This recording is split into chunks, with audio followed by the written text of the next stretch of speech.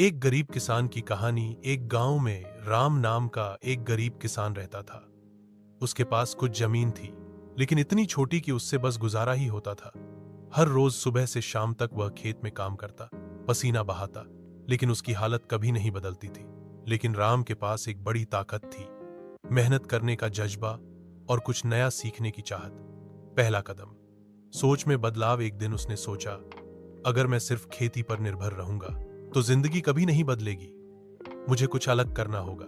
उसने अपने खेत के एक कोने में सब्जी उगाना शुरू किया और सुबह सुबह बाजार में बेचने लगा। लोगों को उसकी सब्जी ताजी और सस्ती लगी और धीरे धीरे ग्राहक बढ़ने लगे। दूसरा कदम, सीखना और अपनाना। राम ने नई खेती की तकनीकें सीखने के लिए शहर जाकर ट्रेनिंग ली। उसने जैविक ऑर्गेनिक खेती शुरू की, जिसका दाम ज्यादा मिलता था। लोग उसकी खेती की तारीफ करने लगे। तीसरा कदम, बढ़ते कदम। अब राम के पास थोड़ा पैसा आने लगा था। उसने अपने कुछ पड़ोसी किसानों को साथ मिला लिया और एक छोटा सा कोऑपरेटिव बना लिया। अब सब मिलकर खेती करते, सामान एक साथ बेचते और मुनाफा सब में बंटता। आखिरी पड़ाव, सफलता। 5 साल बाद राम के पास ट्रैक्टर, एक अच्छा मकान और गांव में एक छोटी सी सब्जी की प्रोसेसिंग फैक्ट्री थी।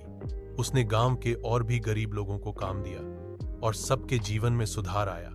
आज राम को लोग सिर्फ किसान नहीं, एक सफल उद्यमी एंटरप्रेन्योर के रूप में जानते हैं। सीख, मेहनत और सोच में बदलाव अगर साथ हो तो कोई भी गरीबी से अमीरी तक का सफर तय कर सकता है।